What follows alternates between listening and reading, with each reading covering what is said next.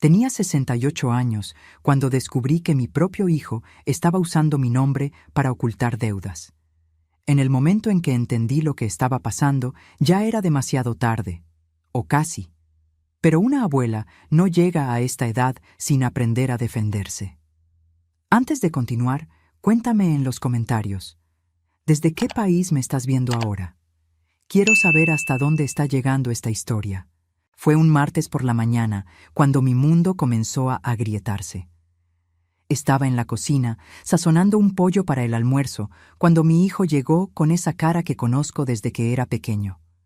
La cara de quien viene a pedir algo y ya sabe que va a ser difícil. Mamá, tenemos que hablar. Me limpié las manos en el delantal y lo miré. Rodrigo tenía 43 años, casado con Patricia desde hacía 15, con 2 hijos a los que yo amaba como si fueran mis propios hijos otra vez. Él era gerente de una tienda de materiales de construcción en el centro de la ciudad, ganaba bien, siempre fue responsable. O al menos eso pensaba yo. Dime, hijo, ¿qué pasó? Se sentó a la mesa.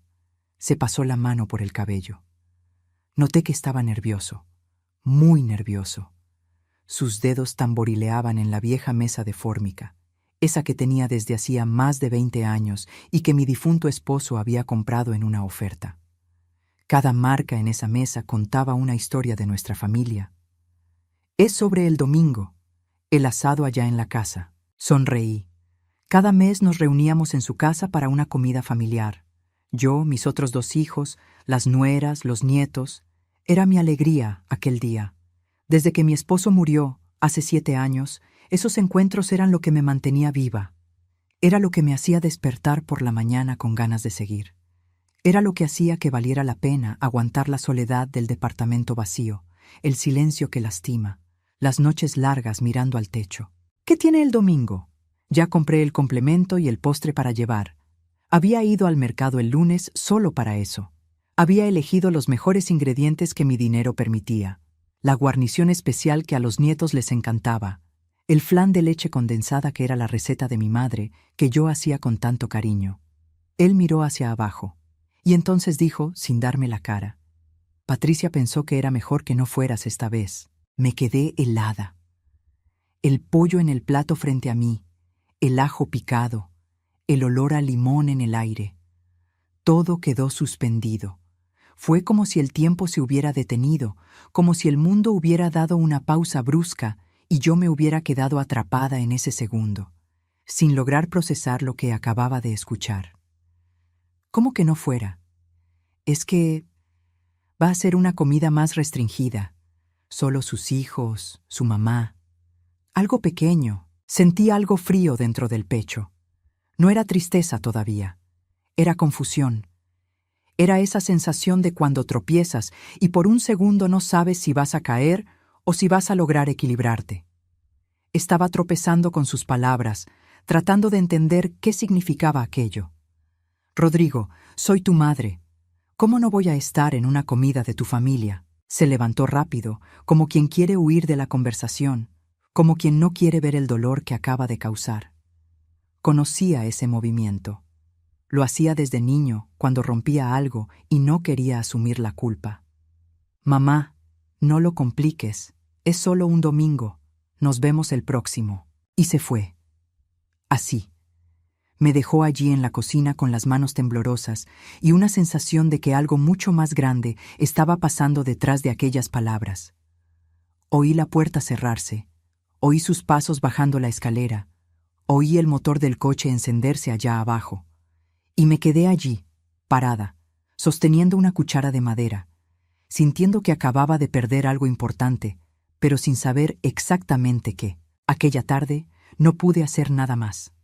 Dejé el pollo sazonado en el refrigerador, me senté en el sofá y me quedé mirando la pared.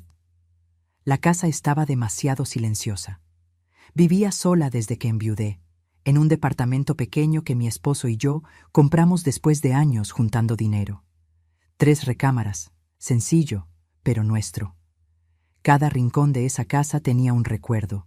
El sofá donde veíamos la telenovela juntos, la mesa donde tomábamos café, la cama donde él durmió por última vez antes de que su corazón se detuviera.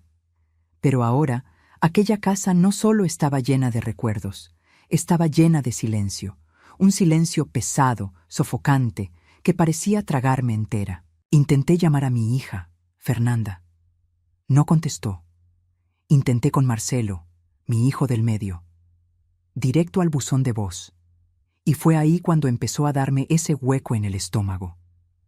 Ese presentimiento de que todo el mundo sabía algo que yo no sabía. Era como si hubiera una conspiración silenciosa sucediendo a mi alrededor, y yo fuera la única que estaba fuera. Por la noche no dormí bien. Me quedé dando vueltas en la cama, pensando, ¿habré hecho algo malo? ¿Habré ofendido a alguien sin darme cuenta? Siempre fui cercana a mis hijos. Siempre ayudé. Cuando Rodrigo perdió el empleo hace años, fui yo quien le prestó dinero. Dinero que había guardado con tanto esfuerzo. Dinero que era para emergencias, para medicinas, para mi vejez. Pero se lo di sin pensarlo 2 veces, porque una madre es así. Una madre no escatima esfuerzos. Cuando Fernanda se separó, fui yo quien la acogió a ella y a los niños aquí en la casa por meses. Yo, que compartí mi pan, mi cama, mi techo. Yo, que despertaba de madrugada cuando la nieta tenía una pesadilla. Yo, que sostenía a Fernanda cuando lloraba a escondidas en el baño, tratando de ser fuerte frente a sus hijos. Y ahora me estaban excluyendo de una comida familiar. Ahora me estaban quitando de la mesa como si fuera una intrusa, como si fuera alguien que ya no perteneciera a ese lugar. A la mañana siguiente, decidí ir a casa de Rodrigo. No para pelear, solo para entender. Necesitaba mirarlo a los ojos y escuchar una explicación que tuviera sentido. Tomé el camión. Nunca aprendí a manejar. Mi esposo siempre decía que no hacía falta, que él me llevaba a donde yo quisiera. Y me bajé 2 paradas antes para caminar un poco y organizar mis pensamientos. El sol estaba fuerte esa mañana. Era uno de esos días bonitos de la Ciudad de México, cuando el cielo se pone azul y casi olvidas la contaminación, el tráfico, el caos.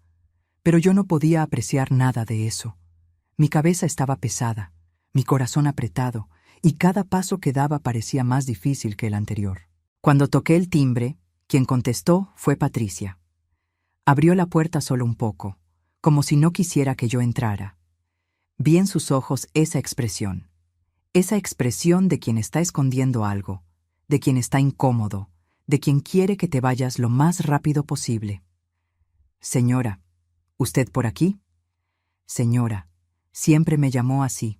Nunca mamá, nunca nada más cariñoso, siempre con ese tono formal, frío, distante. Como si yo fuera una vecina, una conocida, no la madre de su esposo. Vine a hablar con Rodrigo. ¿No está?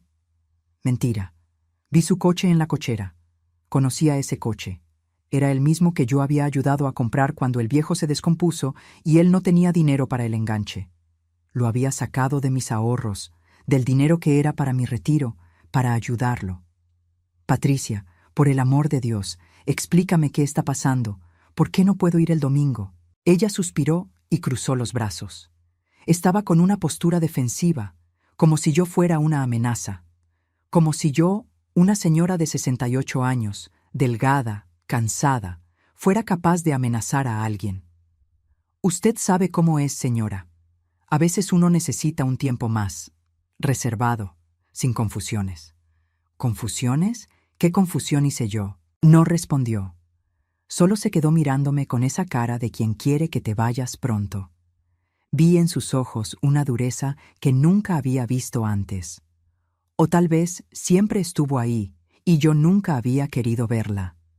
A veces uno ignora las señales porque quiere creer que las cosas son mejores de lo que realmente son. Usted entiende, ¿verdad? Y cerró la puerta. Me quedé allí, parada en el pasillo del edificio, sintiendo una humillación que no sentía desde niña. Desde los tiempos en que era pobre y la gente me trataba como si no mereciera respeto. Desde los tiempos en que usaba ropa remendada y los compañeros de la escuela se burlaban de mí. Me había jurado a mí misma que nunca más me sentiría así, que nunca más dejaría que nadie me hiciera sentir pequeña.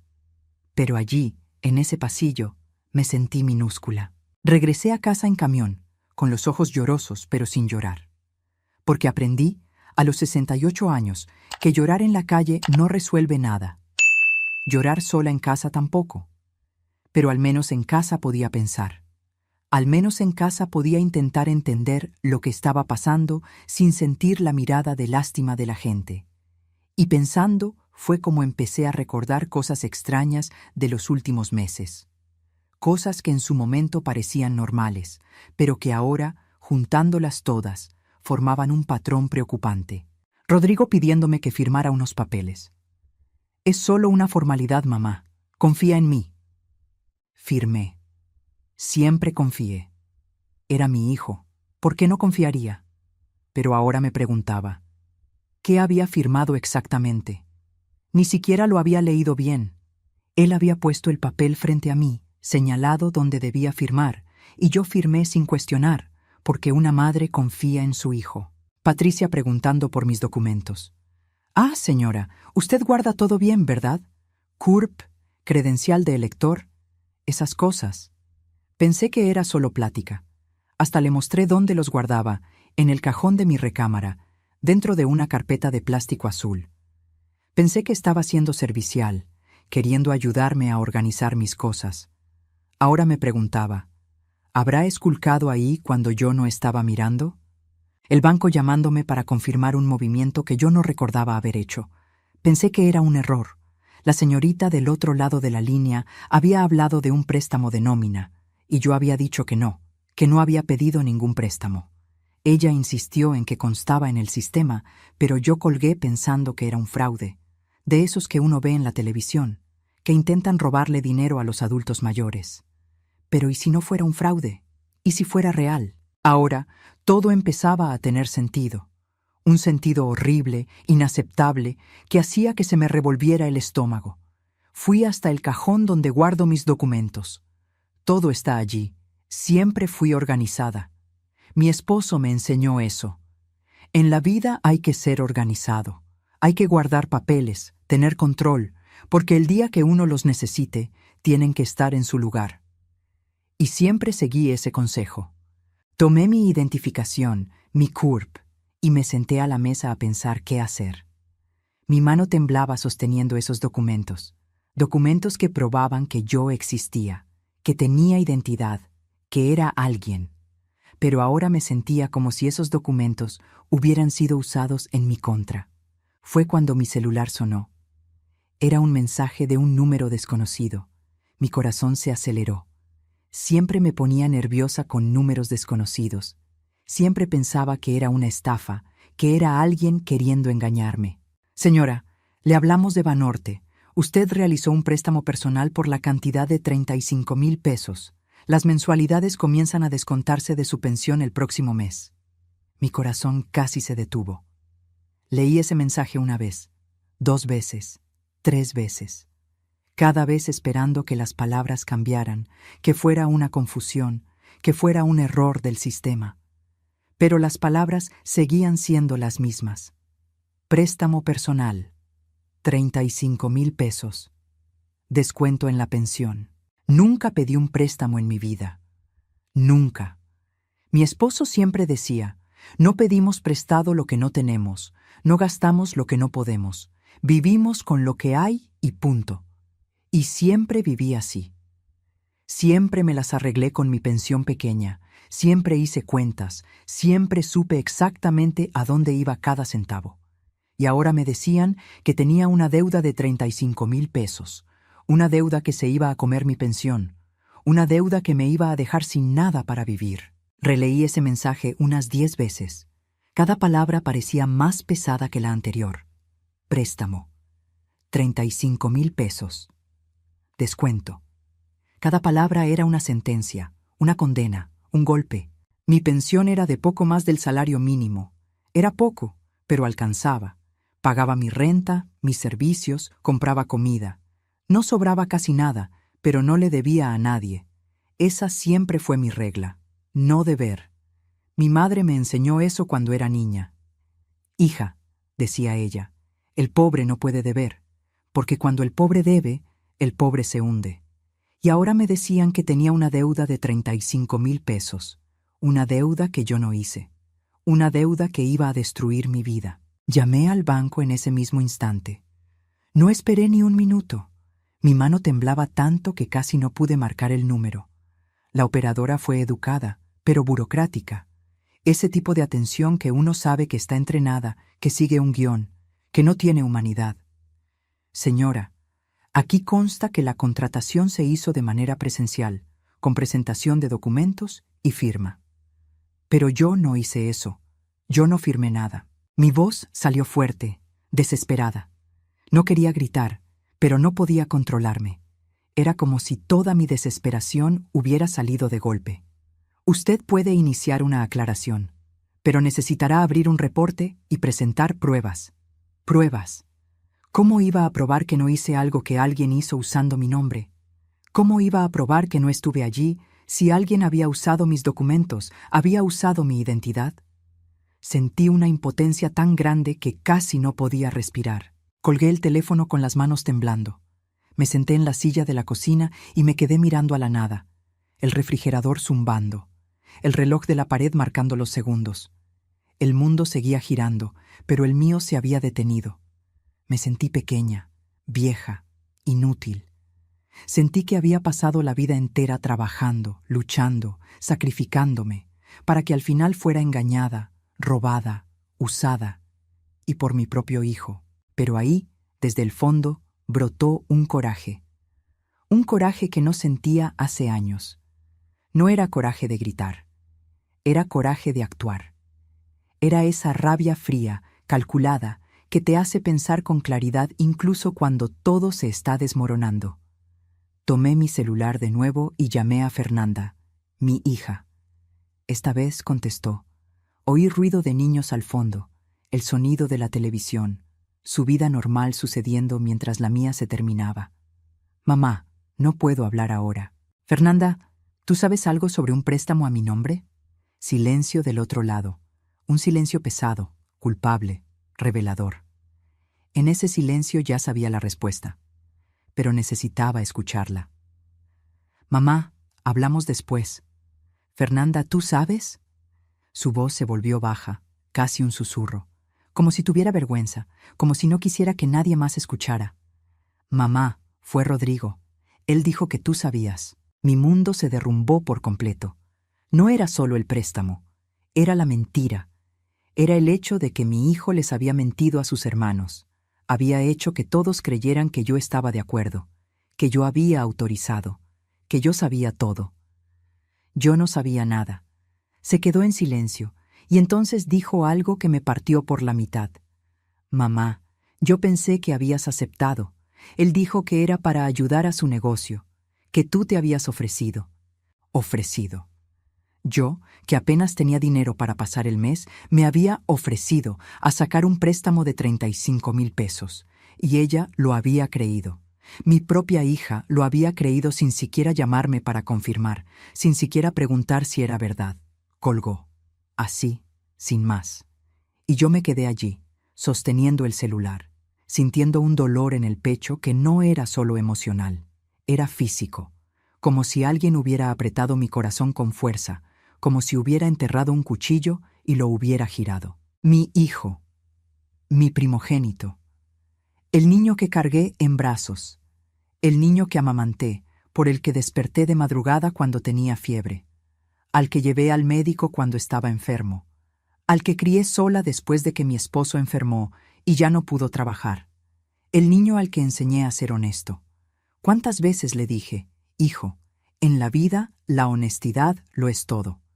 Puedes ser pobre, puedes no tener nada, pero si eres honesto, tienes dignidad. Y ahora ese niño me había robado. Había usado mi nombre, había tomado mis documentos, mi firma, había falsificado mi identidad y me había lanzado a una deuda de 35,000 pesos. Y peor, les había mentido a sus hermanos diciendo que yo sabía, haciéndome quedar como la villana por reclamar, haciendo que todos pensaran que yo estaba siendo egoísta. Me levanté despacio, fui al baño y me eché agua en la cara. El agua fría golpeó mi piel y por un segundo sentí que despertaba, como si hubiera salido de una pesadilla. Pero cuando abrí los ojos y me miré al espejo, Vi que no era una pesadilla. Era real. Miré el espejo. Una mujer de 68 años, cabello canoso recogido en un chongo, arrugas alrededor de los ojos. Arrugas de tanto sonreír, de tanto vivir, de tanto aguantar. Una mujer que trabajó toda la vida, que crió 3 hijos prácticamente sola, que nunca pidió nada a nadie, que siempre salió adelante, siempre se las arregló, siempre fue fuerte, y ahora estaba siendo robada por su propia sangre. No lloré. No todavía, porque sabía que si lloraba ahora, no iba a parar. Y necesitaba estar entera, necesitaba estar fuerte, necesitaba estar lúcida para hacer lo que tenía que hacerse. Me puse una ropa sencilla, un pantalón negro que usaba para ir al médico, una blusa clara, mis tenis viejos pero cómodos. Tomé mi bolsa, guardé mis documentos y salí de casa. Tomé el camión y fui directo a la tienda donde trabajaba Rodrigo. El camino pareció eterno. Cada parada del camión, cada semáforo, cada vuelta. Me quedaba mirando por la ventana, viendo la ciudad pasar, viendo a la gente en las calles, viviendo sus vidas normales, sin saber que dentro de ese camión iba una mujer con el corazón roto. Cuando entré a la tienda, él estaba en el mostrador atendiendo a un cliente. Me vio y su cara cambió. Se puso blanco, blanco como un papel. Vi el susto en sus ojos, vi el pánico, vi la culpa, y en ese momento tuve la certeza absoluta de que él sabía exactamente lo que había hecho. Esperé a que terminara de atender. Me quedé allí, parada en medio de la tienda, mirándolo. Entre los bultos de cemento, las herramientas, los materiales de construcción. Y él sabía que yo lo había descubierto. Sabía que había llegado la hora de enfrentar lo que había hecho. Cuando el cliente se fue, se acercó a mí con una sonrisa falsa. Esa sonrisa que uno hace cuando está nervioso, cuando intenta disimular, cuando tiene miedo. Mamá, qué sorpresa. ¿Qué haces aquí? Rodrigo, vamos a hablar, en privado. Dudó. Miró a su alrededor, vio que había otros empleados en la tienda, otros clientes entrando, pero sabía que no podía negarse. Sabía que yo no me iba a ir de allí sin una explicación. Me llevó a un cuartito en el fondo de la tienda. Un cuartito pequeño, apretado, lleno de cajas y papeles. Cerró la puerta, y allí, en ese espacio minúsculo, cara a cara con mi hijo, sentí todo el peso de lo que estaba pasando. Mamá, puedo explicarlo. Explícame entonces. Explícame por qué hiciste un préstamo de 35,000 pesos a mi nombre sin avisarme. Mi voz salió firme, pero por dentro me estaba desmoronando. Por dentro quería gritar, llorar, preguntar por qué me había hecho esto a mí. Se pasó la mano por la cara, nervioso. Sudaba. Veía las gotas de sudor en su frente, veía lo desesperado que estaba. Mamá, te lo iba a contar. Es que necesitaba dinero. El negocio está apretado. No pude conseguir un préstamo a mi nombre porque ya estoy en el buró de crédito. Tenía mal historial crediticio. Mi hijo tenía el nombre sucio. Y en lugar de contármelo, en lugar de pedir ayuda de la manera correcta, había decidido ensuciar el mío también. Sentí que mi voz temblaba, pero mantuve la firmeza. No podía flaquear ahora. ¿Entonces decidiste manchar a tu madre? No fue así, mamá. Lo voy a pagar. Solo necesito tiempo. Tiempo. Siempre necesitaba tiempo. Tiempo para crecer, tiempo para madurar, tiempo para aprender. Y yo siempre se lo di, siempre esperé. Siempre creí que iba a cambiar, que iba a mejorar, pero nunca cambió. Rodrigo, me robaste, le robaste a tu madre. Se irritó, alzó la voz, y aquello me asustó, porque nunca había visto a mi hijo mirarme de ese modo, con esa rabia, con ese desprecio. No robé, pedí prestado, y tú siempre dijiste que la familia ayuda a la familia. Aquella frase fue como un golpe. Fue como si me hubiera pegado, porque estaba usando mis propias palabras en mi contra. Estaba usando los valores que yo le había enseñado para justificar lo que había hecho. Ayudar es diferente a robar, Rodrigo. Ayudar es cuando pides. Robar es cuando tomas sin preguntar. Desvió la mirada. Ya no tenía argumentos. Sabía que yo tenía razón, pero su orgullo no le dejaba admitirlo. Lo voy a resolver, mamá. ¿Cómo? ¿Vas a pagar 35,000 pesos? ¿Con qué dinero? No respondió. Se quedó allí, mirando al suelo, como un niño que hizo una travesura y fue atrapado. Pero no era un niño. Era un hombre de 43 años. Un hombre que debería ser responsable, que debería saber lo que estaba haciendo. Respiré profundo y dije algo que nunca pensé que le diría a un hijo mío. Voy a ir a la policía. Abrió mucho los ojos. El pánico regresó, multiplicado. Mamá, por el amor de Dios, no hagas eso. Me vas a destruir. Tú me destruiste primero. Y salí de esa tienda con las piernas temblorosas, pero con la cabeza en alto. Pasé por los clientes, por los empleados que miraban curiosos, y salí a la calle. El sol me dio en la cara, y por un segundo tuve ganas de desistir de todo, de regresar allá y decir que todo estaba bien, que lo perdonaba, que olvidaríamos el asunto. Pero no podía. No esta vez. En el camino de regreso a casa, tomé una decisión que lo iba a cambiar todo. No iba a dejar que esto pasara. No iba a ser, una vez más, esa madre que se traga todo, que acepta todo, que perdona todo. Esta vez, iba a luchar. Aquella noche no pude comer. Me quedé sentada en el sofá, con la televisión prendida, pero sin poner atención. Pasaba la novela, pasaba el noticiero, pasaban anuncios, pero yo no veía nada. Mi cabeza estaba en otro lugar, pensando en todo lo que había hecho por mis hijos, en todos los sacrificios.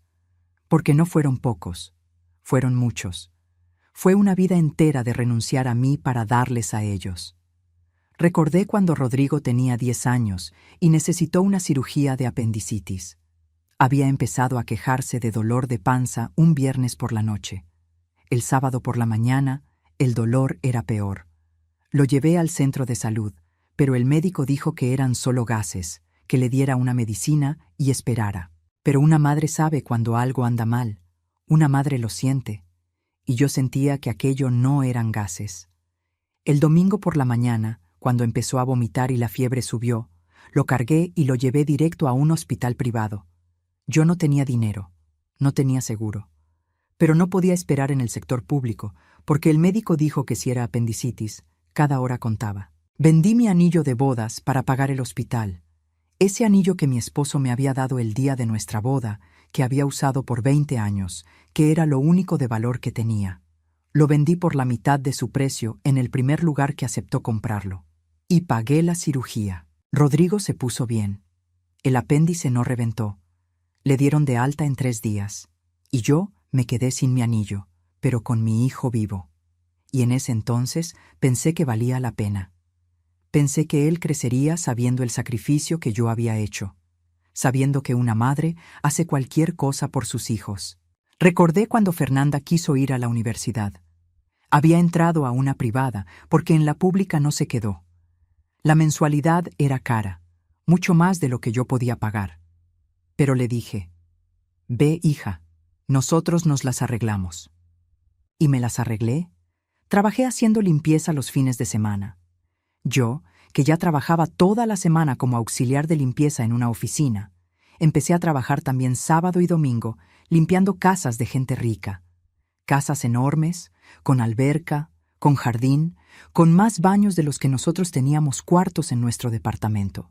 Limpiaba esas casas pensando en mi hija estudiando, graduándose, teniendo un futuro mejor que el mío. Y al final, se graduó. Se volvió asistente administrativa. No era el trabajo de sus sueños, pero era mejor que el mío. Y yo fui feliz por ella. Recordé a Marcelo, que siempre fue el más callado, el más reservado. Nunca me pidió nada. Pero yo lo ayudé de la misma forma. Cuando quiso comprar una moto para ir a trabajar, pedí prestado a una amiga y se lo di para el enganche. Cuando necesitó una computadora, la saqué a meses con mi tarjeta, aún sin saber cómo iba a pagar. Y ahora estaba allí, sola, descubriendo que todo lo que hice no valió de nada, que para ellos yo era solo una herramienta una fuente de recursos, una mujer que daba y daba y daba, y nunca pedía nada a cambio. Mi celular sonó. Era Fernanda. Mi corazón se aceleró. Pensé que tal vez lo había pensado mejor, que tal vez me iba a apoyar, a entenderme. Mamá, ¿fuiste a la tienda de Rodrigo? Su voz estaba irritada. No había preocupación, no había cariño, había irritación. Fui. Mamá, está desesperado, llamó llorando. Dijo que vas a ir a la policía, y voy a ir. Mamá, por el amor de Dios, es tu hijo.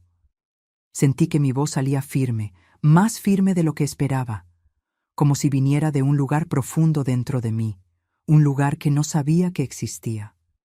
Y yo soy su madre, pero eso no me hace su esclava. Fernanda se quedó en silencio. Creo que no esperaba esa respuesta. Creo que esperaba que yo cediera, como siempre cedí, que dijera que todo estaba bien, que lo olvidaríamos, que la familia es así. Y entonces dijo algo que me dolió más que nada. Siempre has sido egoísta, mamá. Siempre pensaste solo en ti. Egoísta. Yo que me sacrifiqué la vida entera. Yo que trabajé hasta que me dolieron los huesos. Yo que nunca me compré ropa nueva para poder comprársela a ellos. Yo que pasé hambre para que ellos comieran. Egoísta. Colgó. Me quedé mirando el celular. Y en ese momento entendí algo muy claro. Para ellos, que yo fuera egoísta significaba que no dejara que me usaran. Significaba decir no. Significaba protegerme. Y si eso era lo que pensaban, entonces estaba bien. Iba a ser egoísta. Iba a pensar en mí.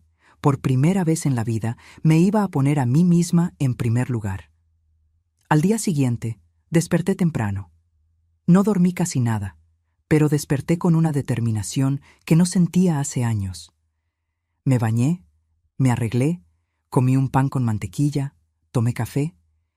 Hice todo despacio, con calma, como si me estuviera preparando para una batalla. Tomé la dirección que una vecina me había dado, un despacho de abogados en el centro.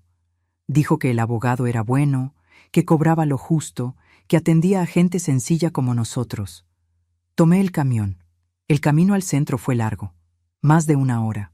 Me quedé mirando por la ventana, viendo pasar la Ciudad de México.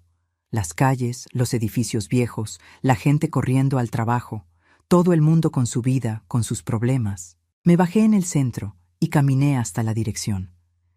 Era en un edificio antiguo, de esos con elevador de reja, con piso de duela vieja. Subí al 4º piso. La oficina era una sala pequeña, con 2 escritorios, algunos archivos, una impresora vieja. El abogado era un hombre de unos 50 años, de cabello canoso y lentes gruesos. Me saludó con educación y me pidió que me sentara. Señora, ¿tiene pruebas de que no autorizó ese préstamo? Yo no estuve allí, no firmé nada frente al gerente, pero alguien firmó y usó sus documentos. Respiré profundo. Fue mi hijo. El abogado me miró con una mezcla de lástima y profesionalismo. Debía ver eso todos los días, familia robando a familia, hijo robando a madre, hermano robando a hermano. La miseria humana pasaba por esa sala todos los días. ¿Está dispuesta a demandar a su hijo? La pregunta quedó en el aire, pesada, definitiva, porque responder que sí era cruzar una línea que no tenía vuelta atrás. Era declarar la guerra. Era aceptar que mi familia se había terminado, al menos tal como la conocía. Respiré profundo. Estoy dispuesta a no perder mi pensión por culpa de él. Él asintió, pareciendo entender que esa era la única respuesta que yo podía dar sin desmoronarme. Entonces vamos a empezar. Primero, iremos al banco y pediremos todas las imágenes de las cámaras de seguridad del día en que se hizo el préstamo. Después, abriremos una denuncia por falsificación de documentos y fraude. Falsificación. Fraude. Palabras grandes, pesadas, aterradoras. Palabras que nunca pensé que usaría para hablar de mi hijo. Pero eso era lo que él había cometido contra mí. Había falsificado mi firma. Se había hecho pasar por mí. Me había robado la identidad. Salí de ese despacho con un número de expediente en la mano y una sensación extraña. No era alivio, no era satisfacción, no era felicidad. Era solo una certeza fría de que estaba haciendo lo que tenía que hacerse. Cuando llegué a casa, mi celular estaba lleno de mensajes. Ni siquiera me había dado cuenta de que había sonado en el camino. Abrí y vi. Rodrigo. Mamá, por el amor de Dios, hablemos. Rodrigo. Mamá, no me hagas esto. Rodrigo. Mamá, voy a perderlo todo. Patricia. ¿De verdad le va a hacer esto a la familia? Patricia. Es usted una persona sin corazón. Marcelo. Mamá, creo que estás exagerando. Marcelo. Esto lo resolvemos en familia, no hace falta la policía. Leí todos los mensajes, uno por uno, y no respondí ninguno, porque sabía que si respondía iban a intentar convencerme. Iban a usar esa voz de culpa, esa voz que me hacía ceder la vida entera. Esa voz que decía, pero mamá, somos familia, la familia perdona, la familia olvida, la familia no se lleva a juicio. Pero esta vez no iba a ceder. Esta vez iría hasta el final. El domingo, el día del mentado asado del que fui excluida, me quedé en casa, sola. Ni pensé en aparecer allá de sorpresa, como sugirieron algunas amigas. Vaya, doña, aparezca y véales la cara. Pero no quise. No se trataba de darles explicaciones. Se trataba de preservar lo que quedaba de mi dignidad. Hice una sopa sencilla. Solo fideos con caldo de tomate y un poco de queso. Serví en un plato, me senté en la mesita de la cocina y comí sola. La televisión estaba prendida en la sala, con algún programa de domingo, pero no prestaba atención. De vez en cuando, miraba el celular esperando que alguien me llamara, esperando que Rodrigo llamara para decir, «Mamá, ven, me equivoqué, nos equivocamos, nos haces falta». Esperando que Fernanda mandara un mensaje, «Mamá, te extrañamos». Esperando que Marcelo, al menos Marcelo, me llamara solo para saber si estaba bien, pero nadie llamó. Y fue en ese silencio, en ese domingo vacío, cuando entendí algo doloroso. No me querían allá porque yo había descubierto la verdad. Y la verdad incomodaba. La verdad arruinaba el asado. La verdad los hacía sentirse culpables. Era más fácil excluirme que enfrentar lo que habían hecho. Después de comer, lavé el plato, guardé la olla y me fui a sentar al sofá. Prendí la tele de nuevo y me quedé allí, viendo sin ver, pensando en cómo había llegado a ese punto. Cómo una mujer de 68 años, que solo quería pasar los domingos con su familia, se había convertido en una enemiga en su propia casa. Por la noche tomé un baño largo. Dejé que el agua caliente cayera en mi espalda, me lavé el cabello, me quedé ahí bajo la regadera tratando de lavar también la tristeza. No funcionó. Cuando salí, seguía triste. Seguía sola. Me acosté temprano, pero no dormí. Me quedé mirando el techo, oyendo los ruidos del edificio. La vecina de arriba caminando en tacones. La pareja de al lado discutiendo. El perro de alguien ladrando. La vida sucediendo a mi alrededor, mientras la mía parecía haberse detenido. El lunes por la mañana, el abogado me llamó temprano. Yo todavía estaba en bata, tomando café, cuando sonó el teléfono.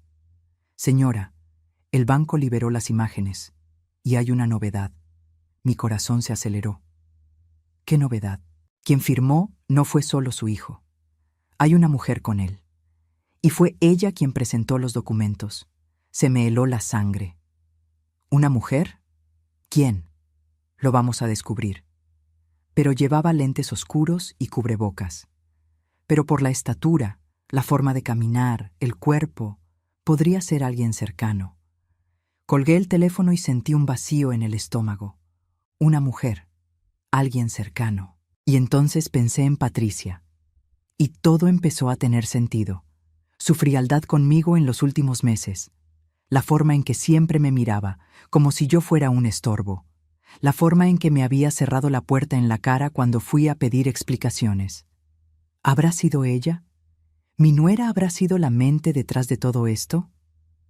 Pasé el resto de esa mañana tratando de armar el rompecabezas, pensando en cada detalle, en cada conversación, en cada situación extraña de los últimos meses. Patricia tenía acceso a mis documentos, sabía dónde los guardaba. Una vez hasta me pidió sacarle copia a mi identificación. «Ay, señora, ¿tiene su credencial ahí? Necesito sacarle una copia para un trámite de seguro médico. Vamos a incluirla como dependiente de Rodrigo». Hasta me emocioné. Pensé que era cariño, que era cuidado. Le di mi identificación, ella salió con ella. Regresó después de unas 2 horas diciendo que todo había salido bien. Solo que nunca volvieron a hablar de ese seguro médico. Nunca tocaron el tema. Y cuando pregunté, semanas después, Patricia dijo que no se había podido, que había un problema con el registro. Ahora entendía. No había sacado la copia para ningún seguro médico. La había sacado para usarla en el banco. Llamé al abogado de nuevo. «Licenciado, necesito saber quién es esa mujer». «Señora, lo vamos a descubrir, pero tiene que tener paciencia. Estas cosas toman tiempo. Vamos a pedir un peritaje, vamos a comparar, vamos a investigar. Tiempo». Yo no tenía tiempo, no tenía dinero, y mi pensión iba a empezar a ser descontada en 2 semanas. Cada día que pasaba era un día menos para resolver esto. Decidí hacer algo que nunca había hecho: espiar. Sé que suena mal, que parece cosa de locos, pero necesitaba respuestas, y nadie me las iba a dar si me quedaba esperando. Tomé el camión y fui hasta el edificio donde vivía Rodrigo. Era de mañana, como a las 10. Me quedé sentada en una banca del parque de enfrente, esperando. No sabía qué esperaba ver, pero necesitaba entender. Me quedé allí por horas. Vi gente entrar y salir. Vi niños jugando en el parque. Vi mamás con carriolas. Vi la vida suceder en ese pedazo de la ciudad mientras yo estaba allí, una señora de 68 años, haciendo papel de detective. Y entonces la vi. Patricia saliendo del edificio. Estaba arreglada, maquillada, con una carpeta en la mano. Se subió a un taxi y se fue. La seguí. Tomé otro taxi, algo que nunca hago porque es caro, y le pedí al chofer que siguiera a ese coche. Me miró por el retrovisor con una cara extraña. «¿Quiere seguir a ese taxi, jefa?» «Sí, por favor». Se encogió de hombros y lo siguió. Probablemente pensó que yo era una esposa engañada, una suegra loca, qué sé yo. Pero lo siguió. Patricia se bajó en una notaría en el centro de la ciudad. Una de esas notarías antiguas, en un edificio viejo, con puertas de madera pesada. Entró apresurada, mirando a su alrededor como quien tiene miedo de ser vista. Pagué el taxi y me quedé afuera, esperando. Mi corazón latía rápido. Me sentía ridícula. Una señora de 68 años escondida detrás de un puesto de periódicos espiando a su nuera. Pero necesitaba saber. Se quedó allá adentro unos 20 minutos. Cuando salió, traía la misma carpeta, solo que ahora parecía más pesada, más llena. Miró a su alrededor, nerviosa, y regresó al taxi que se había quedado esperando. Esperé a que se fuera y entré a la notaría. Mi corazón estaba disparado. No sabía ni qué iba a decir, qué iba a preguntar. «Buenas tardes. Me gustaría saber si una persona estuvo aquí hace un momento». La recepcionista me miró con desconfianza. Era una muchacha joven, con cara de aburrida. «Disculpe, señora, pero no podemos dar ese tipo de información», insistí. No me iba a rendir tan fácil. «Es que es muy importante. Es sobre un fraude. Alguien puede estar usando mis documentos». La muchacha dudó. Miró a los lados. Vio que no había nadie más en el mostrador. Y entonces dijo, bajito: «Si es un caso de fraude, necesita traer a la policía o a un abogado. No podemos decir nada sin eso». Salí de allí con más preguntas que respuestas. Pero una cosa sabía con certeza. Patricia estaba ocultando algo. Y fuera lo que fuera, tenía que ver conmigo, con mis documentos, con mi identidad. Aquella noche llamé a Marcelo. De todos mis hijos, siempre fue el más sensato, el más equilibrado, el que no tomaba partido, el que intentaba ver los dos lados. «Marcelo, necesito hablar contigo», suspiró del otro lado. Un suspiro cansado, de quien no quiere involucrarse. «Mamá, no quiero meterme en esto». «Marcelo, Alguien está usando mi nombre, alguien de la familia, y necesito saber quién. Otro suspiro. Mamá, yo sé que Rodrigo hizo una tontería, pero está arrepentido. Se siente mal por esto. El arrepentimiento no paga mi deuda. Mamá, ¿vas a demandar a tu propio hijo? ¿Sabes lo que eso le va a hacer a la familia? Siempre el mismo cuento. La familia. Como si la familia fuera una excusa para todo. Como si la familia justificara el robo, la mentira, la traición. ¿Y tú sabes lo que esto me está haciendo a mí? Se quedó en silencio. Un silencio largo, pesado. Y entonces dijo algo que me sorprendió. Mamá, Patricia también está metida. Ella convenció a Rodrigo de hacerlo. Fue idea de ella. Se me heló la sangre. Mi cuerpo entero se enfrió. ¿Cómo lo sabes? Porque los oí platicando. Fue un domingo, hace como 2 meses. Llegué más temprano a su casa y estaban en la cocina discutiendo. Ella decía que era la oportunidad, que tú no te ibas a dar cuenta, que ya estabas vieja y no entendías de bancos. Vieja. Me llamó vieja, como si ser vieja significara ser tonta, como si tener 68 años significara que no pongo atención a mis cosas. Sentí que me subía un coraje. No era una rabia común, era un coraje frío, calculado, peligroso. El tipo de coraje que no te hace gritar, sino actuar. Gracias por decírmelo, Marcelo. Mamá, solo no hagas una locura, no vayas allá a pelear con ella, deja que el abogado lo resuelva. Colgué y me quedé mirando el techo de mi cuarto. Las manchas de humedad, la pintura descarapelada, ese techo que miraba todas las noches antes de dormir. Vieja. Pensaban que era vieja y tonta. Pensaban que no lo descubriría. Pensaban que podían usarme, desecharme, quitarme del camino. Pero les iba a demostrar. Les iba a demostrar que vieja no significa incapaz, que vieja no significa tonta, que vieja significa experimentada, significa que ya he visto mucho, significa que sé defenderme. Al día siguiente, regresé con el abogado con esa información. Llegué temprano, antes de que abrieran la oficina. Me quedé esperando en la puerta, ansiosa, nerviosa, pero determinada. Cuando llegó, me saludó sorprendido. Señora, ¿está bien? Sí. Pero descubrí quién estaba con mi hijo en el banco. Fue su esposa. Entramos a la oficina. Prendió la luz, encendió la computadora, me ofreció un vaso de agua. Nos sentamos y le conté todo. Cada detalle. Lo que Marcelo me dijo, lo que vi en la notaría, todo. El abogado anotaba todo en un cuaderno viejo, con esa letra apretada de abogado. Señora, esto cambia las cosas. Si logramos probar que fue ella quien falsificó la firma, que fue ella quien presentó los documentos, podemos incluirla en la demanda también. Hizo una pausa y me miró con seriedad. ¿Pero está segura de que quiere ir hasta el final? ¿Demandar a su hijo y a su nuera? Lo miré con una determinación de la que yo misma me sorprendí. Sí, porque si no lo hago ahora, van a seguir. Y después de mí, usarán a alguien más. Tal vez a mis nietos cuando crezcan. Asintió, pareciendo respetar mi decisión. Entonces vamos adelante. Pediré las imágenes del banco, pediré el peritaje de la firma, haré todo lo que sea necesario. Salí de esa oficina sabiendo que ya no había vuelta atrás. Estaba declarando la guerra contra mi propia familia. Pero era una guerra justa. Era legítima defensa. La notificación llegó a casa de Rodrigo un jueves. Yo no estaba allí, pero Fernanda me llamó a gritos. «Mamá, ¿estás loca? ¿Le mandaste una notificación legal a Rodrigo?» Estaba en la cocina, lavando los trastes de la comida. Me sequé las manos y sostuve el teléfono con calma. Es una notificación formal.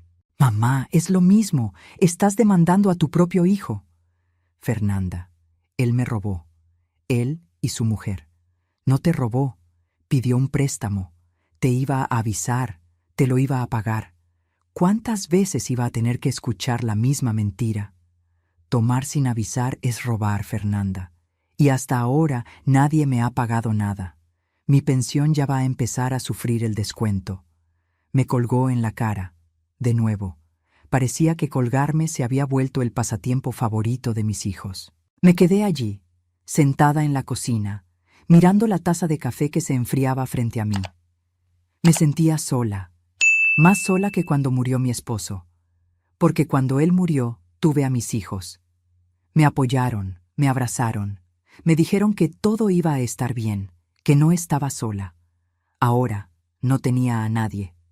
Ahora yo era la villana, pero tenía mi dignidad, y eso nadie me lo iba a quitar. Aunque me costara mi familia, aunque me costara mi felicidad, no iba a dejar que nadie me quitara mi dignidad. Aquella noche, Rodrigo apareció en mi puerta. Tocó fuerte, desesperado. Yo estaba en el cuarto, ya en pijama, preparándome para dormir. «¡Mamá! ¡Abre esta puerta!». Me puse una bata y fui a la puerta. Abrí despacio. Entró como un huracán, con el papel de la notificación en la mano, arrugado, roto de las orillas. ¿De verdad me vas a hacer esto? Cerré la puerta despacio, con calma, y me volteé hacia él. Miré bien a los ojos de mi hijo, esos ojos que había visto por primera vez en el hospital cuando nació, esos ojos que había visto crecer, aprender a leer, a escribir, a vivir. Yo no te estoy haciendo nada, me estoy defendiendo. ¿Defendiendo? «Mamá, me vas a mandar a la cárcel», estaba gritando, con las venas del cuello saltadas, la cara roja. «No lo haré. Solo quiero mi nombre limpio, solo quiero que devuelvan el dinero, que anulen ese préstamo que yo no hice». Se rió, una risa nerviosa, casi histérica, aterradora. «Mamá, no tengo 35,000 pesos. Si los tuviera no habría hecho esto. ¿No lo entiendes? Estoy quebrado. El negocio está quebrado. Me estoy hundiendo». «¿Entonces decidiste hundir a tu madre conmigo?». Me miró con una rabia que nunca había visto en él. Una rabia peligrosa, fea. «Siempre fuiste dura, ¿verdad, mamá? Siempre fuiste fría. Nunca entendiste las dificultades de los demás. Siempre fuiste perfecta. Nunca te equivocaste. Nunca necesitaste ayuda». Aquello dolió. Dolió porque no era cierto. Siempre entendí. Siempre ayudé. ¿Cuántas veces pasé hambre para que ellos comieran? ¿Cuántas veces dejé de comprarme una medicina para comprarles un cuaderno? Pero ayudar es diferente a ser usada, y lo había entendido demasiado tarde. «Rodrigo, vete de mi casa. Mamá, vete». Mi voz salió fuerte, firme, asustándome hasta a mí misma. Nunca les había gritado a mis hijos, nunca, pero ahora estaba gritando, estaba sacándolo de mi casa. Salió azotando la puerta. Oí sus pasos en el pasillo, lo oí maldiciendo bajito, oí el elevador llegar y llevárselo. Y me desmoroné. Lloré por primera vez desde que todo empezó. Lloré fuerte, sola, con las manos temblando, con el cuerpo entero vibrando. Lloré por todo lo que había perdido. Lloré por la familia que ya no existía. Lloré por el hijo que pensé que había criado, pero que no existía. Pero en medio del llanto, en medio del dolor, llegó una claridad. No podía rendirme, porque si me rendía, seguirían usándome. Y después de mí, usarían a alguien más. Tal vez a alguno de los nietos cuando fuera mayor. Tenía que parar esto ahora. No era solo por mí, era por todos los que pudieran venir después. El viernes, el abogado me llamó con una noticia. «Señora, quieren llegar a un acuerdo». Mi corazón se aceleró. No sabía si era alivio, miedo o esperanza. ¿Qué tipo de acuerdo? Proponen devolver el monto del préstamo en mensualidades, 24 pagos, sin intereses, y usted retira la denuncia. Lo pensé por un momento. 24 meses. 2 años recibiendo un pago de ellos. 2 años recordando esta historia cada mes. ¿Y el dinero que ya me descontaron de mi pensión? También lo van a devolver. Todo junto en el primer pago. Parecía demasiado bueno para ser verdad. Parecía casi justo. ¿Y cómo sabré que van a cumplir? Hacemos un convenio ratificado ante la autoridad. Si dejan de pagar una sola mensualidad, volvemos a actuar legalmente. Ahí ya no hay plática. Se va directo a lo penal. Respiré profundo. Pensé en todo lo que había pasado. Pensé en todo lo que aún podía pasar. Está bien, pero quiero una reunión. Quiero verles la cara y escuchar que me piden perdón. Mirándome a los ojos, el abogado dudó. Señora, eso puede ser difícil, puede ser incómodo. Entonces no hay acuerdo. Suspiró. Está bien. Lo arreglaré. La reunión se fijó para el sábado, en el despacho del abogado. Cuando llegué, ya estaban allí, Rodrigo, Patricia y su abogado. Me senté del otro lado de la mesa. Los miré. Rodrigo estaba con la cabeza baja, los ojos rojos, las manos temblando. Patricia me miraba con una cara de desafío, de rabia contenida, como si yo fuera la culpable de todo. Señora, empezó su abogado, un hombre joven con un traje caro. Mis clientes reconocen que hubo un malentendido. ¿Malentendido?, interrumpí. No fue un malentendido, fue un delito, fue falsificación, fue un robo. Patricia se removió en la silla, nerviosa. Señora, está exagerando. Solo fue un préstamo. Nadie la iba a perjudicar. Lo íbamos a pagar. Me incliné hacia adelante, mirándola directo a los ojos. Esos ojos fríos y calculadores. Patricia, sé que fuiste tú. Sé que me llamaste vieja. Dijiste que no me daría cuenta. Pero me di cuenta. Y ahora vas a pagar. Se puso pálida. Abrió la boca para responder, pero no salió sonido alguno. Rodrigo alzó la cabeza por primera vez. Mamá, lo siento. Te lo juro. Estaba desesperado. El negocio se estaba hundiendo. No sabía qué hacer. No quería lastimarte. ¿Y pensaste que la solución era hundir a tu madre contigo? Bajó la cabeza de nuevo. No tenía nada más que decir. Sabía que no tenía excusa. Sabía que había hecho algo imperdonable. Su abogado puso un papel en la mesa. Aquí está la propuesta de convenio. 24 mensualidades de aproximadamente 1,400 pesos. El primer pago incluye lo ya descontado de su pensión, sin intereses, todo registrado legalmente. Miré el papel, miré a Rodrigo, miré a Patricia, y entonces dije, acepto, pero con una condición. Todos me miraron. Van a tener que pedirme perdón, aquí, ahora, mirándome a los ojos, y tiene que ser sincero. Me daré cuenta si no lo es. Rodrigo tragó saliva. Se levantó, despacio, como si cada movimiento le costara un esfuerzo enorme.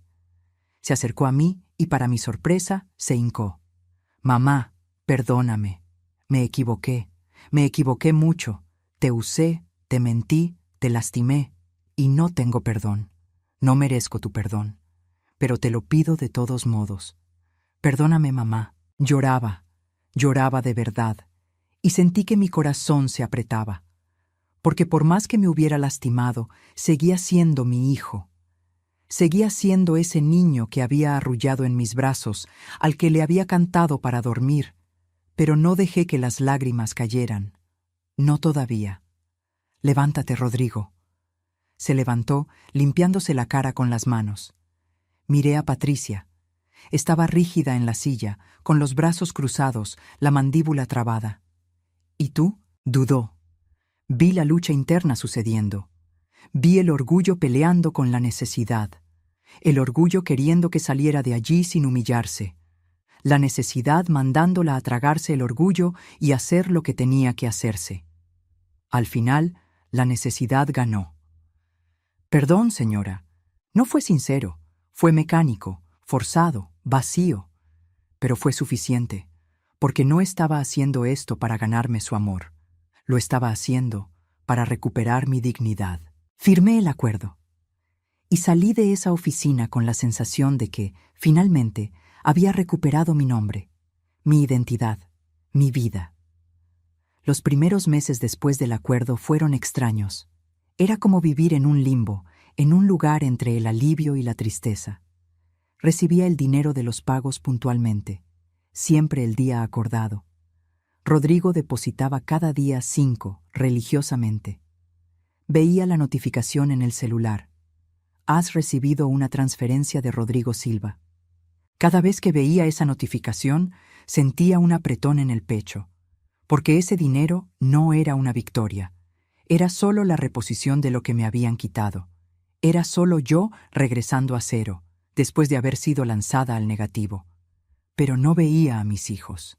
Ninguno me llamaba, ninguno aparecía. Era como si hubiera muerto, pero siguiera viva para recibir el dinero que me debían. Me sentía victoriosa y al mismo tiempo derrotada, porque había ganado la batalla, pero había perdido a mi familia. Y a veces, en el silencio de la noche, me preguntaba si había validado la pena. Las amigas del edificio intentaban consolarme. Doña María, la del 302, siempre decía: «Señora, hizo lo correcto. Ellos son los que están mal». Doña Lourdes, la del 405, completaba: «Con el tiempo entenderán. Verán que usted tenía razón. ¿Pero de verdad lo harían? ¿O habría perdido a mis hijos para siempre?». Pasaba los días sola. Despertaba temprano, tomaba café, iba al mercado, regresaba, cocinaba para mí, veía la tele. La rutina de siempre. Pero antes, esa rutina tenía un sentido, tenía un objetivo. Sabía que al final del mes habría comida familiar. Vería a mis nietos, oiría las risas, sentiría que formaba parte de algo más grande. Ahora ya no había nada de eso. Ahora solo era yo y mi soledad. Un día estaba en el súper, en la fila de la caja, cuando me encontré a Marcelo. Estaba con un carrito lleno de compras, probablemente para toda la semana. Me vio y desvió la mirada. Iba a pasar de largo, como si no me conociera. «Marcelo», llamé. Se detuvo, se volteó. No sonrió, solo me miró con esa cara de quien está incómodo, de quien quiere estar en cualquier otro lugar. «Hola, mamá. ¿Cómo estás?». «Bien». Silencio. Un silencio incómodo, pesado. La gente detrás de nosotros en la fila miraba curiosa, probablemente preguntándose por qué una madre y un hijo hablaban así, con esa distancia. ¿Y los niños? «Están bien». Más silencio. No sabía qué decir. Quería preguntar si me extrañaba. Quería preguntar si los nietos preguntaban por mí. Quería preguntar por qué no me llamaba, no me visitaba. Pero no pregunté, porque tenía miedo de la respuesta. «Marcelo, ¿no me vas a visitar nunca más?», suspiró. Ese suspiro cansado de quien está en medio de una situación que no pidió estar. «Mamá, es complicado». «¿Complicado por qué?». «Porque Rodrigo está destrozado. Fernanda está enojada contigo. Y yo estoy en medio de todo esto. No puedo tomar partido». Sentí que mi garganta se cerraba. Siempre lo mismo, siempre el punto medio. Siempre sin tomar partido, como si no tomar partido fuera posible, como si quedarse neutral no fuera también una elección. «¿Y tú? ¿Tú qué piensas?». Miró al suelo, a las galletas en su carrito, a cualquier lugar menos a mí. «Pienso que hiciste lo que tenías que hacer, pero también pienso que exageraste». «¿Exageré cómo?». «Demandar a tu propio hijo, mamá. Eso no se hace». Sentí un coraje subir, un coraje que llevaba meses guardando. «¿Pero robarle a tu propia madre sí se hace?». No respondió. Solo me miró con lástima. Esa lástima que yo odiaba, esa lástima que me hacía sentir pequeña, equivocada, culpable. Y se fue. Regresé a casa con la bolsa pesada y el corazón más pesado todavía. Entré al departamento, cerré la puerta y me quedé allí parada, en el pasillo, mirando al vacío. Aquella noche pensé en renunciar a todo. Pensé en llamar a Rodrigo y decirle: «Olvida el dinero, olvida todo. Solo quiero a mi familia de vuelta, solo quiero no estar más sola». Pero sabía que si lo hacía, me perdería a mí misma. Porque no se trataba solo de dinero, se trataba de respeto, se trataba de dignidad, se trataba de no ser tratada como una herramienta, como un objeto, como alguien que solo sirve para ser usada. Y me había pasado la vida entera sin exigir respeto, siempre doblándome, siempre cediendo, siempre poniendo a los demás por delante, siempre siendo la madre que aguanta todo, que perdona todo, que olvida todo. Ahora, a los 68 años, finalmente me estaba poniendo a mí misma por delante.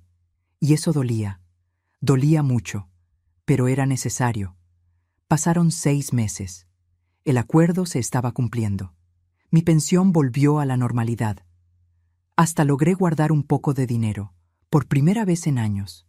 Logré comprar un edredón nuevo, cambiar la sartén que tenía el mango roto, comprar una medicina que el médico me había recetado, pero para la que nunca tenía dinero. Pero la soledad seguía. Y a veces, en el silencio de la casa, me preguntaba si había validado la pena cambiar a mi familia por un edredón nuevo y una sartén que funciona. Fue cuando Fernanda me llamó. De sorpresa, sin avisar. Mi celular sonó un martes por la tarde, y cuando vi su nombre en la pantalla, mi corazón casi se detuvo. «Mamá, tenemos que hablar». Mi corazón se disparó. «¿Sobre qué?» «Sobre todo». «¿Puedes venir a mi casa mañana?» Dudé.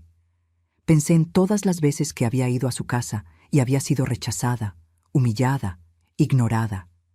Pensé en todas las puertas cerradas, todas las llamadas no contestadas, pero era mi hija y todavía tenía esperanza. ¿A qué hora? ¿En la mañana? ¿Como a las 10? Ahí estaré. Cuando llegué a su casa al día siguiente, estaba en la puerta esperando. Se veía diferente. El rostro menos duro, los ojos menos fríos. Cuando me vio, se acercó y me abrazó. Un abrazo rápido, pero fue un abrazo. Y no sabía cuánto había extrañado un abrazo hasta que sentí aquel. Entramos. La casa estaba arreglada, olía rico. Había hecho café. Había puesto pan dulce en la mesa. Como si fuera un día normal, como si los últimos meses no hubieran pasado. Nos sentamos en la mesa de la cocina. Me sirvió café, me ofreció pan, y entonces, finalmente, habló. «Mamá, quería pedirte perdón». Abrí mucho los ojos. No esperaba eso. Esperaba reclamos, esperaba acusaciones, esperaba otro sermón sobre cómo había destruido a la familia. ¿Por qué? Por haberme puesto del lado de Rodrigo, por haberte llamado egoísta, por haber pensado que estabas mal. Yo era la que estaba mal, mamá, no tú. Sentí que venían las lágrimas, lágrimas que había guardado por tanto tiempo. Fernanda, no, mamá, déjame hablar. Pasé estos meses enojada contigo, pensando que estabas destruyendo a la familia, pero luego empecé a pensar, y me di cuenta de que quien destruyó todo fue Rodrigo. Fue él quien mintió, fue él quien robó, fue él quien metió a Patricia en todo esto. Se limpió una lágrima que se le escapó. Y me di cuenta de que tenías razón. Solo te estabas defendiendo. Solo estabas pidiendo lo que es justo. Respeto. Sostuve su mano. Esa mano que había sostenido cuando era bebé. Cuando dio sus primeros pasos. Cuando fue a la escuela por primera vez. Gracias, hija. No sabes cuánto necesitaba escuchar esto. Nos quedamos allí, platicando. Me contó que Rodrigo estaba teniendo que vender su coche para poder pagar las mensualidades, que Patricia había vuelto a trabajar, que había conseguido un empleo en una tienda en la plaza, que su vida estaba difícil, que estaban teniendo que cortar gastos, que los niños se habían quejado porque ya no podían ir a sus clases de natación, y sentí lástima. No voy a mentir. Sentí lástima por mi hijo, sentí lástima por mis nietos, porque ellos no tenían la culpa de nada de esto. Pero sabía que era una consecuencia, y las consecuencias enseñan. Tal vez esa era la lección que Rodrigo necesitaba aprender, que las acciones tienen consecuencias, que robar tiene un precio, que usar a las personas tiene un costo. ¿Y tus hermanos?, pregunté, queriendo saber si había alguna esperanza de reconciliarme con todos. Marcelo está neutral. No toma el lado de nadie, como siempre. ¿Y Rodrigo? Rodrigo todavía está enojado contigo. Asentí. No me sorprendió. Sabía que tomaría tiempo. Sabía que tal vez nunca perdonaría. Tal vez había perdido a mi hijo primogénito para siempre. Mamá, ¿quieres que intente hablar con él? ¿Tratar de hacerlo entender? Lo pensé por un momento. Miré a mi hija, a esos ojos que querían ayudar, que querían arreglar las cosas. No. Deja que él lo procese a su manera. Si un día quiere buscarme, hablar, intentar reconstruir, yo estaré aquí. Pero no vas a ser tú quien lo fuerce. Tiene que nacer de él. Fernanda sonrió.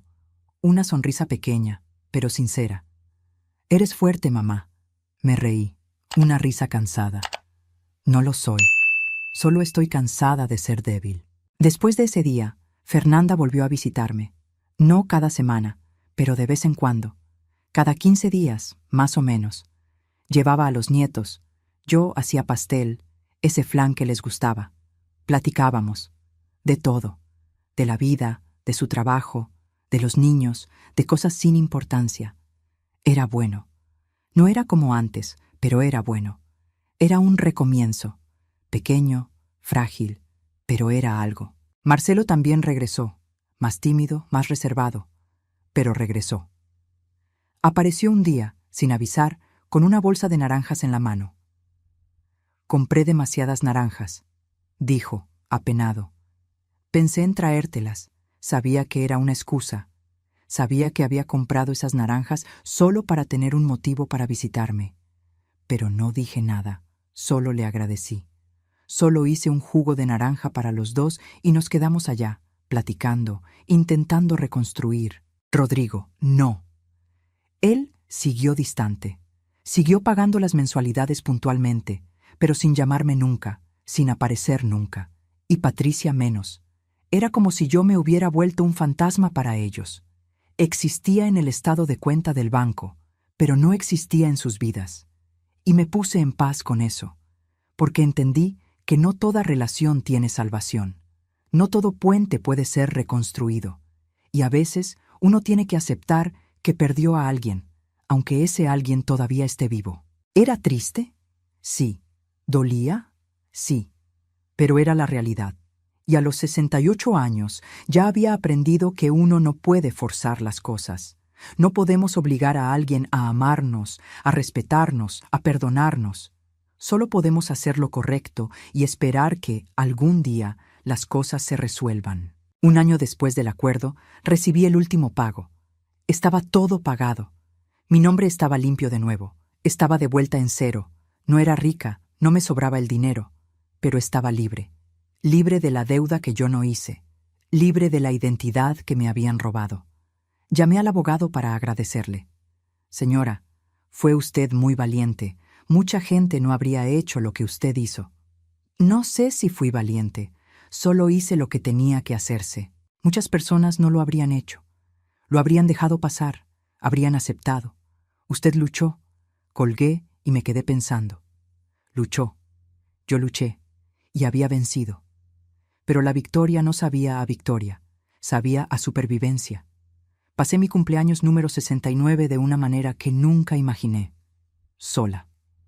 Hice un pastel pequeño de chocolate, de esos de caja que solo necesitan aceite y huevos. Prendí una velita, de esas de colores que vienen en paquete. Me canté las mañanitas a mí misma. ¡Qué linda está la mañana en que vengo a saludarte! Parece triste, y en cierta forma lo era, pero también no lo era, porque por primera vez en la vida estaba haciendo las cosas a mi manera, sin tener que darle gusto a nadie, sin tener que doblarme, sin tener que fingir que todo estaba bien cuando no lo estaba. Era liberador, de una forma extraña. Unos días después, estaba en la panadería comprando bolillos cuando me encontré a Patricia. Estaba en la caja, pagando. Me vio y se puso incómoda. Yo también, porque no nos habíamos hablado desde aquel día en el despacho del abogado. Señora, Patricia. Silencio. La gente en la fila mirando. La muchacha de la caja esperando para dar el cambio. ¿Cómo está? Bien. ¿Y tú? También. Más silencio. Ese silencio incómodo de quien tiene mucho que decir, pero no sabe cómo. Y entonces dijo algo que me sorprendió. Señora, sé que no le agrado. Y lo entiendo. Pero quería que supiera que aprendí la lección. La miré. Realmente la miré. Y vi algo diferente. Ya no era esa mujer arrogante, llena de sí misma. Era una mujer cansada, humilde, quebrada. ¿Qué lección? Que no se puede usar a las personas, por más desesperado que uno esté. Por más que uno crea que es la única salida. No se puede. Asentí. Es verdad. Se mordió el labio. Parecía querer decir algo más, pero tenía miedo. ¿Usted, usted cree que un día podamos intentar de nuevo? ¿Tener una relación mejor? No tiene que ser ahora, pero algún día. Respiré profundo. Pensé en el coraje que había sentido hacia ella. Pensé en todas las veces que me humilló, me despreció, me usó. Pensé en lo fácil que sería decir que no, mandarla lejos, mantener la distancia.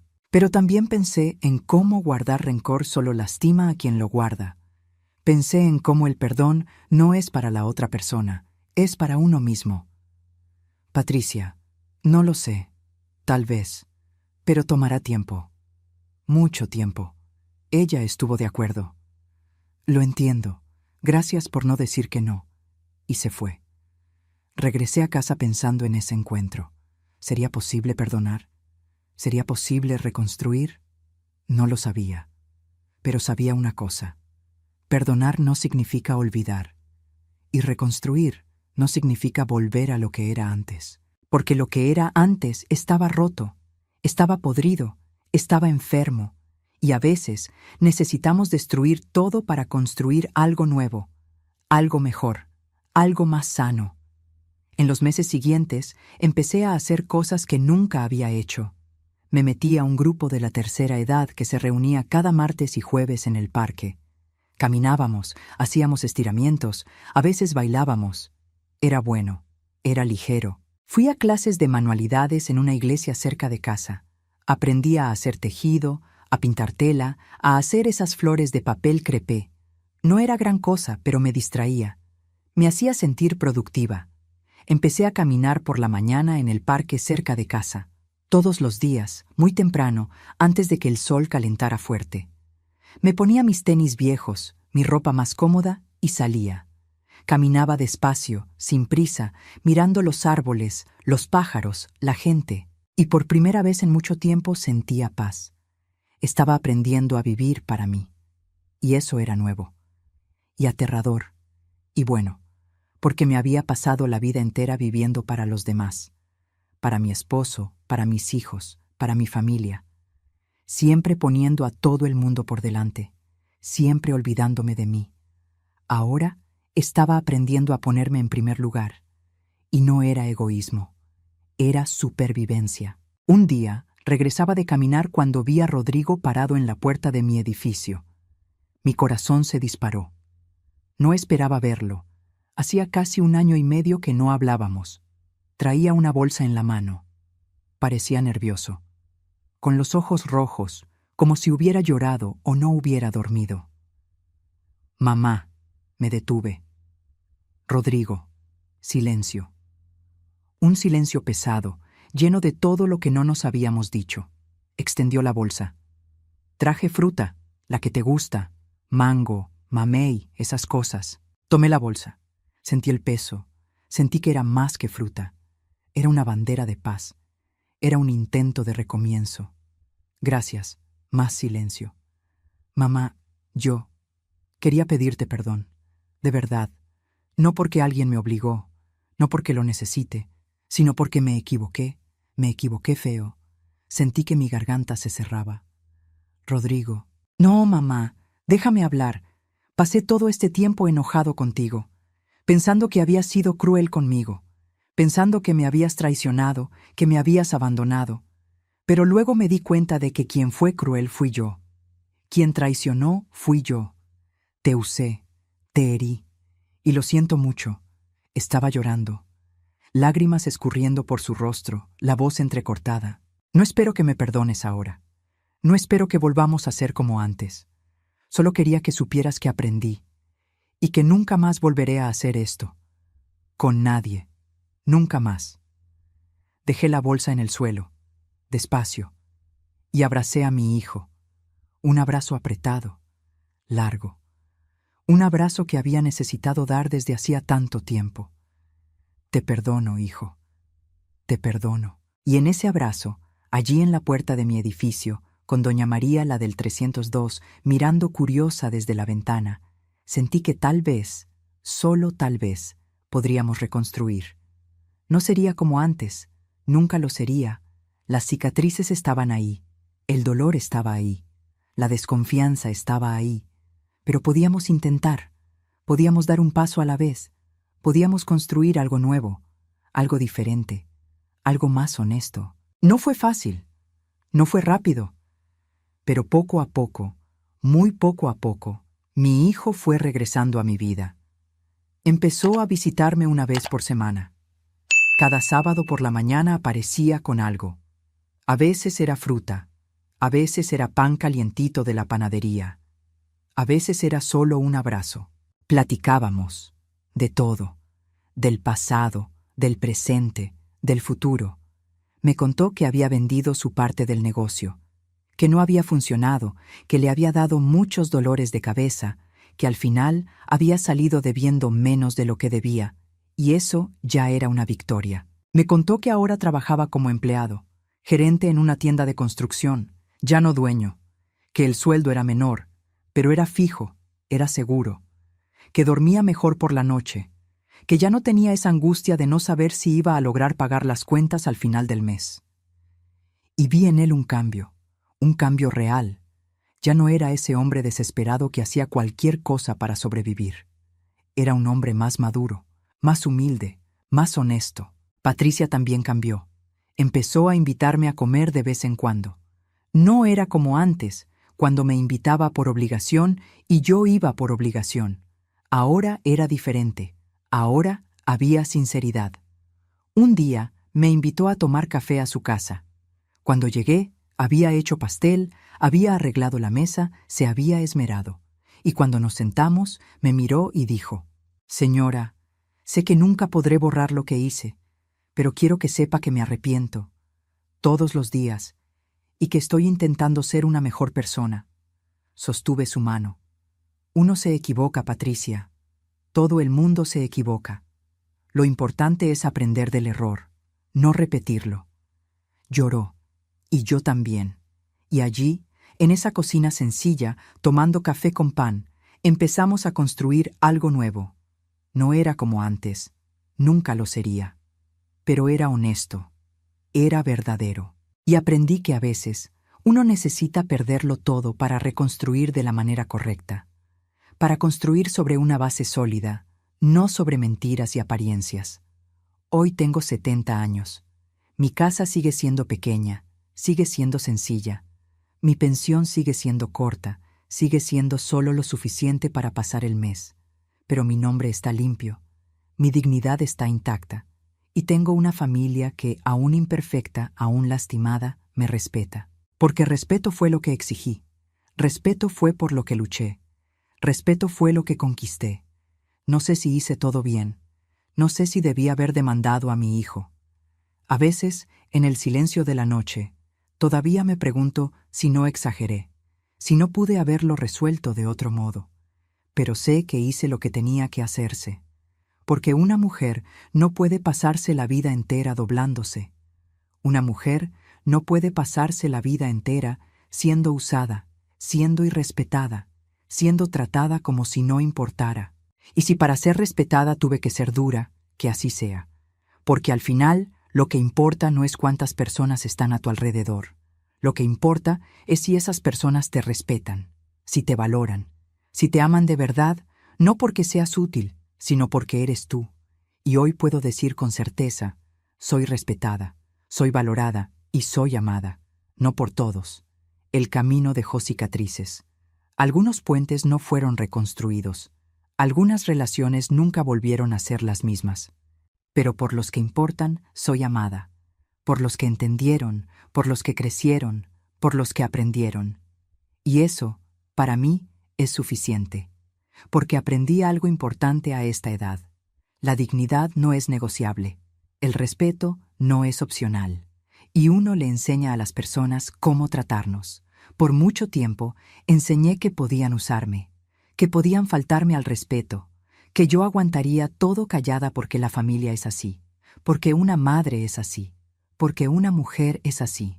Pero ahora enseño diferente. Ahora enseño que tengo límites, que tengo valor, que no soy una herramienta, no soy una escalera, no soy un puente para que nadie cruce y luego me abandone. Ahora enseño que soy una mujer de 70 años que trabajó toda la vida, que crió 3 hijos, que sobrevivió a mucho, incluyendo la traición de su propia familia. Una mujer que pudo haberse rendido, pudo haber cedido, pudo haber aceptado ser usada una vez más, pero que eligió luchar, eligió defenderse, eligió ponerse en primer lugar. Y si esta historia sirve de algo, que sirva para demostrar que nunca es tarde para exigir respeto. Nunca es tarde para decir no. Nunca es tarde para poner límites. Aunque cueste, aunque duela, aunque perdamos personas en el camino, porque al final, la persona que no podemos perder es a nosotros mismos. Si esta historia te tocó de alguna forma, deja un comentario aquí abajo. Cuéntame, ¿has pasado por algo parecido? ¿Conoces a alguien que fue usado por su propia familia? ¿Cómo lidiaste con eso? Y si te gustó esta historia, si sentiste que no estabas sola en este dolor, suscríbete al canal, deja tu like, activa la campanita para no perderte los próximos videos, porque aquí contamos historias reales. Historias de gente como tú y yo. Historias de dolor, pero también de superación. Historias que necesitan ser contadas para que otras personas sepan que no están solas. Y si quieres apoyar aún más este trabajo, si quieres tener acceso a contenidos exclusivos, a historias que solo los miembros ven, considera hacerte miembro del canal. Tu ayuda hace toda la diferencia para que sigamos trayendo estas historias que importan, estas historias que transforman, estas historias que salvan. Un abrazo fuerte de quien ya vivió mucho, ya sufrió mucho, pero sigue de pie. Y recuerda, la dignidad no se negocia, el respeto se conquista, y tú mereces ambos. Hasta la próxima historia.